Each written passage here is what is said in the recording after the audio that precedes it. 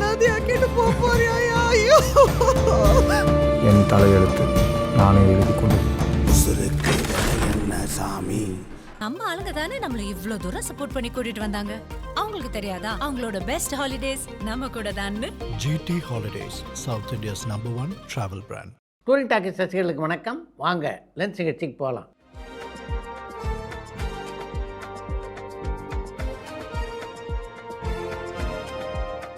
என்னப்பா முதல் கேள்வி? ஜானகி அம்மாவோட இறுதி சடங்கு எதனால் கர்நாடகாவில் நடந்தது, அவங்க தமிழகத்தை சேர்ந்தவங்க இல்லையான்னு கண்ணன் திருநெல்வேலியிலேருந்து கேட்டிருக்காங்க. பின்னணி பாட எஸ் ஜானகி தமிழ்நாட்டை சேர்ந்தவரும் இல்லை, கர்நாடகாவை சேர்ந்தவரும் இல்லை. அவர் ஆந்திர பிரதேசத்தில் பிறந்தவர். அவருடைய தாய்மொழி தெலுங்கு. எஸ் ஜானகியுடைய இறுதிச் சடங்குகள் கர்நாடகாவில் நடந்ததுன்னு அதுக்கு காரணம் அவருடைய இறுதி காலத்தில் அவர் அங்கே இருந்தது தான்.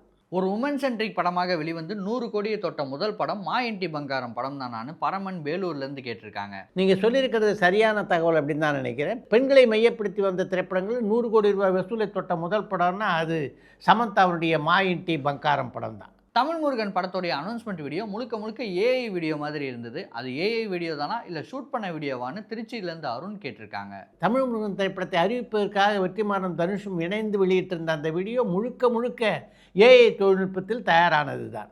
பிரதீப் ரங்கநாதனுக்கு கிடைச்ச வரவேற்பு எதனால் பாரி இளவழகனுக்கு கிடைக்கலன்னு ரகுவரன் இந்தோனேஷியாவிலேருந்து கேட்டிருக்காங்க. பிரதீப் ரங்கநாதனுடைய முதல் திரைப்படத்தினுடைய கதைக்களம் என்னவாக இருந்தது, பாரி இளவழகனுடைய முதல் திரைப்படமான ஜமாவுடைய கதைக்களம் என்னவாக இருந்தது அப்படின்றத நீங்கள் முதல்ல யோசித்து பார்க்கணும். இப்போ அந்த பாதையிலிருந்து விலகி பாரி இளவழகனும் ஜனரஞ்சகமான படங்களை கொடுக்கணும் அப்படின்ற முடிவில் வந்துட்டார். அவருடைய அன்பே டயானா பார்த்தீங்கன்னா அது உங்களுக்கு புரியும்.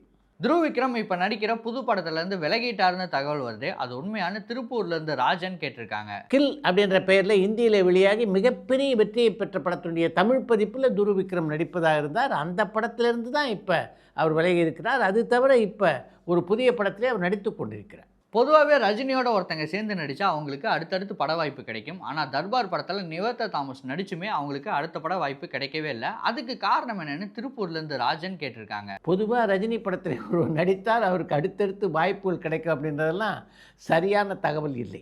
தாய் கிழவின்னு பெரிய ஹிட் படத்தை கொடுத்த சிவகார்த்திகேயன் அடுத்து என்ன படத்தை ப்ரொடியூஸ் பண்ண போறாருன்னு தமிழன் புதுச்சேரியிலேருந்து கேட்டிருக்காங்க. தாய்க்கிழவி படத்தை தொடர்ந்து தன்னுடைய எஸ்கே ப்ரொடக்ஷன் சார்பில் அம்மாமுத்து சூர்யா என்கின்ற அறிமுக இயக்குனர் இயக்குகின்ற ஒரு படத்தை தான் சிவகார்த்திகேயன் தயாரிக்க இருக்கிறார். இந்த மாதத்தோட கடைசியில் ஜனநாயகன் படம் ரிலீஸ் ஆக போகுது. அதுக்கான ரிலீஸ் வேலைகளில் படக்குழு ஸ்டார்ட் பண்ணிட்டாங்களான்னு சஞ்சய் சேலம்லேருந்து கேட்டிருக்காங்க.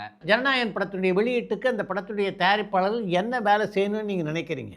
அந்த படத்தை பொறுத்தவரைக்கும் ரசிகர் மத்தியிலே மிகப்பெரிய வரவேற்பு இருக்குது.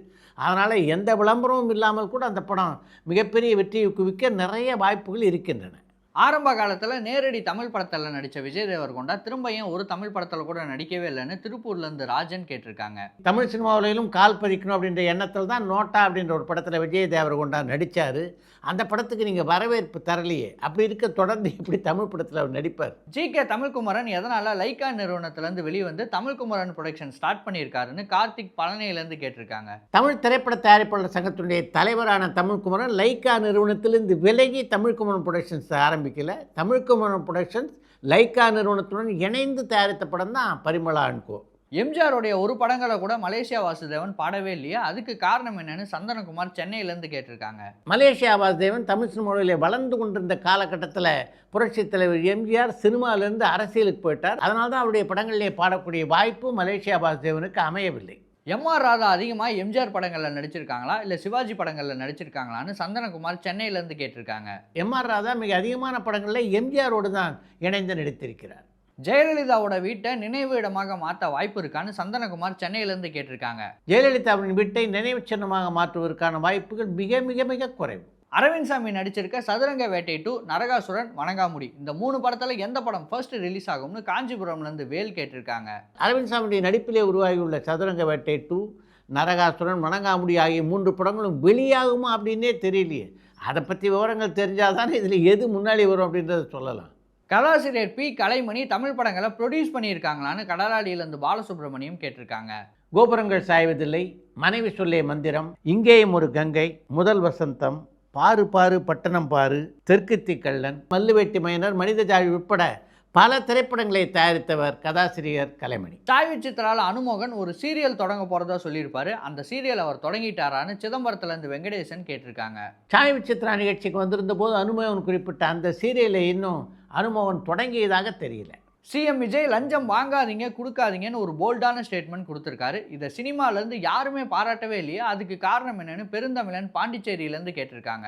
யார் கேட்டாலும் லஞ்சம் கொடுக்காதீங்க அப்படின்னு விஜய் பேசியதை பற்றி தமிழ் சினிமாவிலே பலரும் எங்கிட்ட பாராட்டி பேசியிருக்கிறார்கள். இதை பற்றி அறிக்கை அவங்க வெளியிடலையே தவிர அவங்க மனதுக்குள்ளே விஜயை பாராட்டி கொண்டு தான் இருக்கிறார்கள். அப்படி பாராட்டுகின்றவர்களில் நானும் ஒருவன். ஜனநாயகன் படத்துக்கு ஏ சர்டிஃபிகேட் கொடுத்துருக்கிறது அந்த படத்துடைய வசூலை பாதிக்குமான்னு மயூரன் மட்டக்களப்பிலேருந்து கேட்டிருக்காங்க. ஜனநாயகன் படத்துக்கு ஏ சான்றிதழ் கொடுத்திருப்பது அந்த படத்துடைய வசூலை பெரிய அளவிலே பாதிப்பதற்கான வாய்ப்புகள் இல்லை. அதிக உமன் சென்ட்ரிக் படங்களில் நடித்த ஐஸ்வர்யா ராஜேஷ் இப்போ பட வாய்ப்பே இல்லாமல் இருக்காங்க. அப்போ சினிமாவில் ஒரு நடிகை ஹீரோவை காதலிக்கிற ஹீரோயினாக நடிக்கிறது மட்டும்தான் அவங்களுக்கு நல்லதான்னு பல்லவி ராமேஸ்வரத்துலேருந்து கேட்டிருக்காங்க. பெண்களை மையப்படுத்தி எடுக்கப்பட்ட ஒரு சில படங்களில் நடித்ததுனால்தான் ஐஸ்வர்யா ராஜேஷுக்கு அதிகமாக இப்போ பட வாய்ப்புகள் இல்லை அப்படின்னு உங்கள் கருத்தை என்னால் ஏற்றுக்கொள்ள முடியல. பொதுவாகவே அவருக்கு பட வாய்ப்புகள் குறைந்திருக்கு அப்படின்றது தான் உண்மை. மணிகண்டன் காக்கா முட்டை 2 படத்தை எடுக்க வாய்ப்பு இருக்கான்னு சந்தனகுமார் திருப்பூர்லேருந்து கேட்டிருக்காங்க.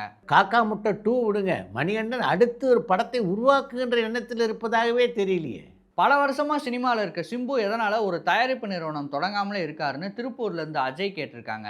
சிம்பு படம் தயாரிக்க வேண்டும் என்றால் அவருடைய அப்பா நிறுவனம் இருக்குது. அப்படி இருக்க சிம்பு இதுக்கு தனியாக ஒரு நிறுவனத்தை தொடங்கணும். சாயபயங்கரோட இசை இப்போ இருக்க யங்ஸ்டர்ஸ் நிறைய பேருக்கு பிடிச்சிருக்கு. உங்களுக்கும் அவருடைய இசை பிடிக்குமான்னு பெருந்தமிழன் பாண்டிச்சேரியிலேருந்து கேட்டிருக்காங்க. சாயபயங்கருடைய இசை இளைஞர்களை கவர்ந்திருக்கின்ற காரணத்தினால்தான் தொடர்ந்து பல படங்களுக்கு இசையமைக்கக்கூடிய வாய்ப்பு அவரை தேடி வந்து கொண்டிருக்கிறது. அவருடைய படங்களில் எல்லாவற்றிலும் தன்னுடைய திறமையை நிரூபித்தார் என்றால் நிச்சயமாக மெல்ல மெல்ல எனக்கும் அவரை பிடிக்க ஆரம்பித்து விடும் நினைக்கிறேன்.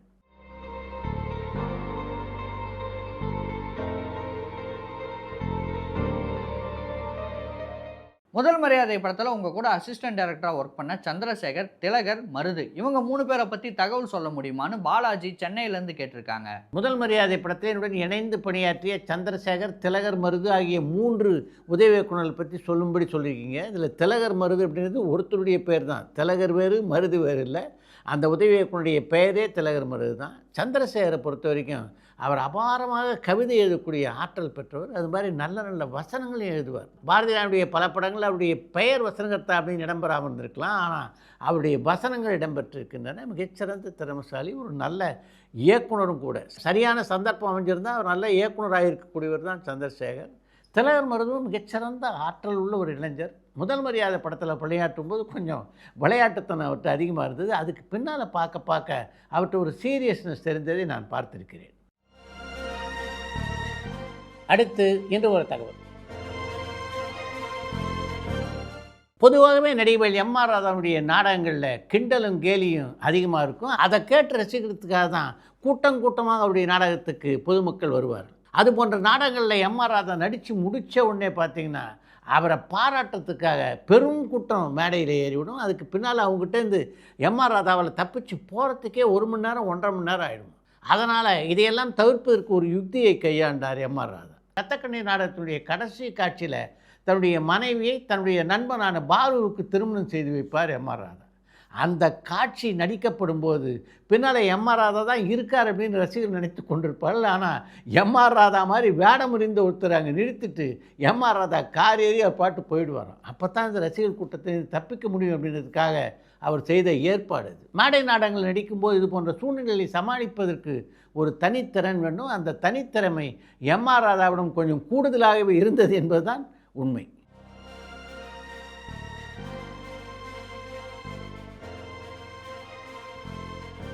இத்துடன் இன்றைய லென்ஸ் நிகழ்ச்சி நிறைய பெறுகிறது. மற்றும் அடுத்த லென்ஸ் நிகழ்ச்சியிலே சந்திப்போம்.